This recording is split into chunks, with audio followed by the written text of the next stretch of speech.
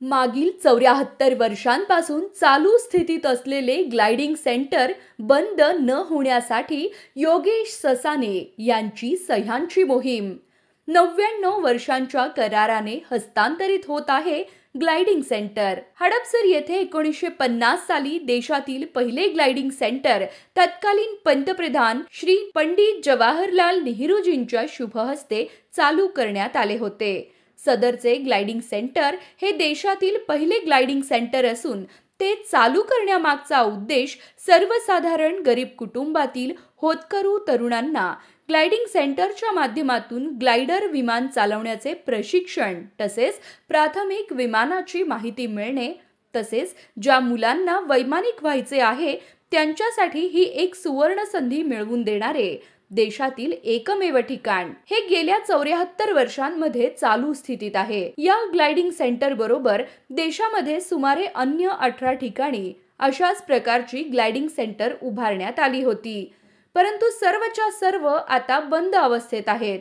या ग्लायडिंग सेंटरने गेल्या 74 वर्षांमध्ये अनेक होतकरू गरीब मुलांना विमान चालवण्याचे प्रशिक्षण देऊन चांगले वैमानिक तयार करण्यात आलेत, तेही अत्यंत कमी शुल्कामध्ये। ही संधी मिळवून देणारे देशातील एकमेव ग्लायडिंग सेंटर चालू अवस्थेत असताना अचानक बंद करण्याचा निर्णय घेण्यात आला।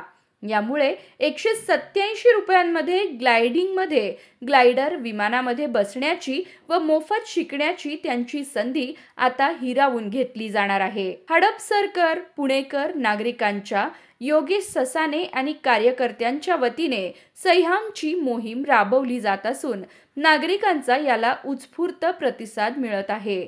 नागरिकांनी सह्या करून आपला प्रतिसाद व्यक्त केला।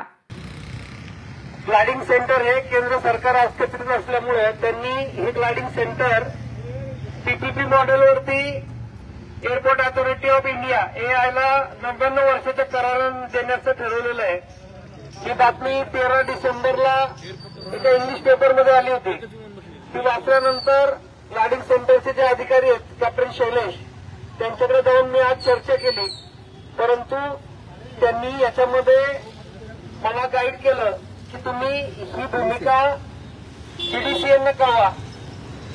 जे डीजी शर्मा म्हणून आहेत डीजीसीए त्यांना दिल्लीला असतात, त्यांना हे कळवा की हे सेंटर 99 वर्षाच्या करारानं जे एआयला देण्याचा निर्णय घेतलेला आहे तो तुम्ही थांबवा। त्याचं कारण असं आहे की या ठिकाणी गोरगरिबांची मुलं 187 रुपयांमध्ये ग्लायडर शिकतात, विमान चालवायला शिकतात, विमानामध्ये सफारी करतात। या ग्लायडिंग सेंटरनी गेल्या 74 वर्षामध्ये देशातलं सगळ्यात पहिलं ग्लायडिंग सेंटर आहे।